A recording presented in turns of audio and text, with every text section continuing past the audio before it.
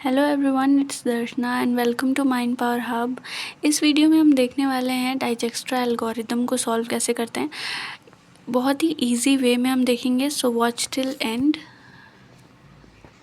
सबसे पहले हमें इस तरह का कुछ ग्राफ दिया होगा क्वेश्चन में और हमें पूछेगा शॉर्टेस्ट पाथ।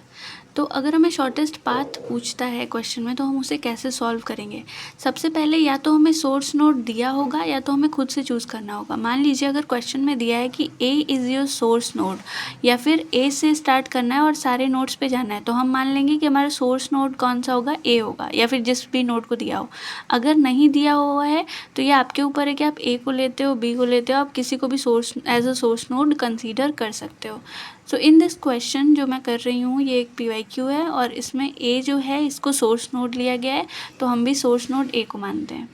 तो सबसे पहले जो हमारा सोर्स नोड होगा, जैसे इस क्वेश्चन में हमने ए को माना है, हमारे क्वेश्चन में ए को सोर्स नोड दिया हुआ है, तो हम सोर्स नोड ए को मानेंगे तो उसको हम ज़ीरो, उसकी वैल्यू जो होगी कॉस्ट वो ज़ीरो रखेंगे और सबकी कॉस्ट क्या रखेंगे, इनफाइनाइट।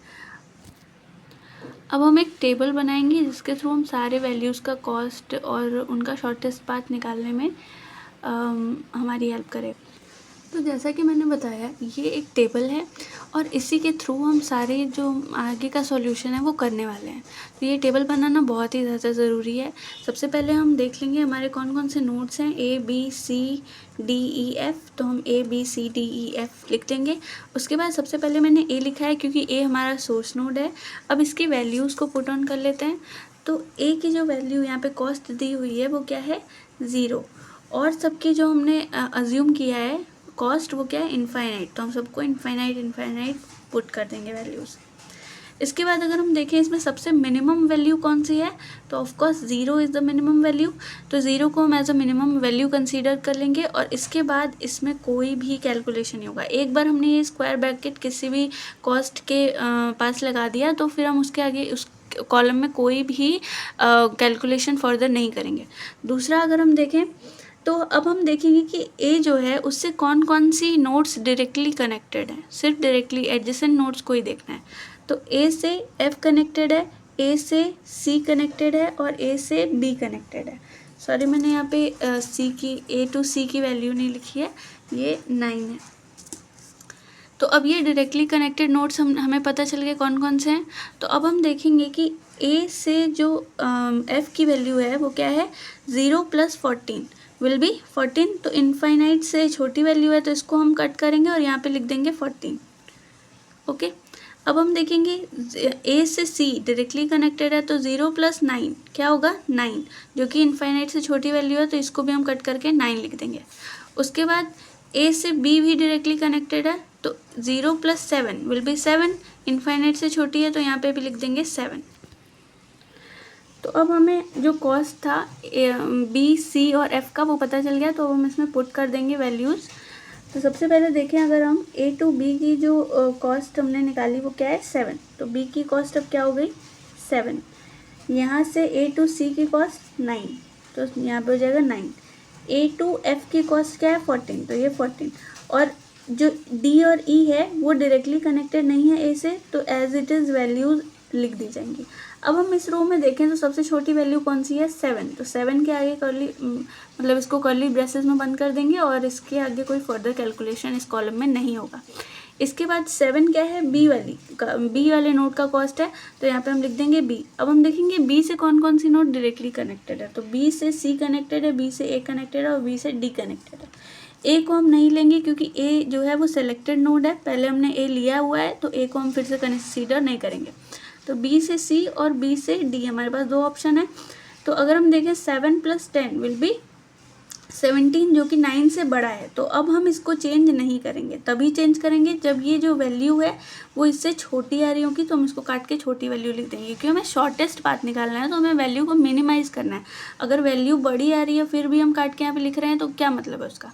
उसके बाद 7 + 15 विल बी 22। तो इनफाइनाइट से छोटी वैल्यू है तो यहाँ पे लिख देंगे 22। इसके बाद यहाँ पे हम उसकी वैल्यू लिख देंगे, डी की जो वैल्यू आई है वो क्या है, 22, तो यहाँ हो जाएगा 22। सी की वैल्यू क्या आई है, 9, तो 9 यहाँ पे एज इट इज़ लिख देंगे। और ये दोनों कनेक्टेड जो एफ़ और ई है, एफ़ और ई ये दोनों डायरेक्टली कनेक्टेड नहीं है बी से, तो एज इट इज़ इनकी वैल्यूज़ लिख देंगे। अब सबसे छोटी वैल्यू इस रो में कौन सी है, 9, तो 9 को सेलेक्ट करेंगे और इसके आगे अब कोई कैलकुलेशन नहीं होगी। और 9 क्या है, सी नोड का कॉस्ट है, तो यहाँ पे सी लिख देंगे। इसके बाद अब हम देखेंगे कि सी से कौन कौन से नोड्स डायरेक्टली कनेक्टेड हैं। तो सी से एफ भी कनेक्टेड है, सी से डी भी कनेक्टेड है, सी से बी भी कनेक्टेड है और सी से ए भी कनेक्टेड है। ए बी और ए और बी को हम नहीं लेंगे क्योंकि ए और बी पहले से सेलेक्टेड नोड्स हैं। तो हमारे पास क्या बचा, एफ और डी। तो अगर हम देखें 9 + 2 विल बी 11, तो यहाँ 14 है, 11 लिख देंगे काट के क्योंकि छोटी वैल्यू आ रही है। 9 + 2 11। उसके बाद यहाँ पे 9 + 11 20 और यहाँ पे है 22, तो ये 20 भी है जो वो लेस देन है 22 से। तो अब हम इसको क्या करेंगे, यहाँ पे क्रॉस करके 20 लिख देंगे। अब हम इनकी भी वैल्यू यहाँ पे पुट कर देंगे। डी की वैल्यू क्या आ गई, 20, तो ये आ गया 20। उसके बाद एफ की वैल्यू क्या आई, 11, तो ये हो गया 11। और ई की वैल्यू अभी इनफाइनाइट ही रहेगी क्योंकि ई जो है वो डायरेक्टली कनेक्टेड नहीं है सी से, तो ये इनफाइनाइट हो जाएगा। अब इसमें सबसे छोटी वैल्यू कौन सी है, 11। अब 11 कौन से नोड की कॉस्ट है, एफ की, तो यहाँ पे हम लिख देंगे एफ। अब एफ से देखेंगे कौन कौन से नोड्स डायरेक्टली कनेक्टेड है। तो एफ से अगर हम देखें, ए कनेक्टेड है, एफ से सी कनेक्टेड है और एफ से ई कनेक्टेड है। ए और सी पहले से सेलेक्टेड नोड्स हैं तो इनको हम नहीं लेंगे, तो एफ से ई को लेने वाले हैं हम। तो एफ से ई की वैल्यू क्या आएगी, यहाँ पे 11 है और 9 है, तो इट विल बी 20 और इनफाइनाइट से छोटा है तो उसको काट के यहाँ पे 20 लिख देंगे। अब ई की वैल्यू 20 हो गई, तो ई की वैल्यू हम यहाँ पे इनफाइनाइट से हटा के 20 लिख देंगे और सारी वैल्यूज़ एज इसके आगे तो कोई कैलकुलेशन नहीं होगा और एज इट इज़ इसको 20 ही लिख देंगे।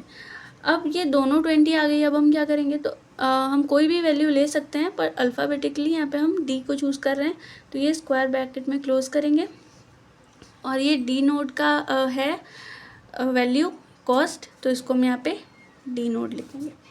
अब डी नोड से क्या कनेक्टेड है डायरेक्टली, डी नोड से ई कनेक्टेड है, डी से एफ कनेक्टेड है और सी कनेक्टेड है और डी से बी कनेक्टेड है।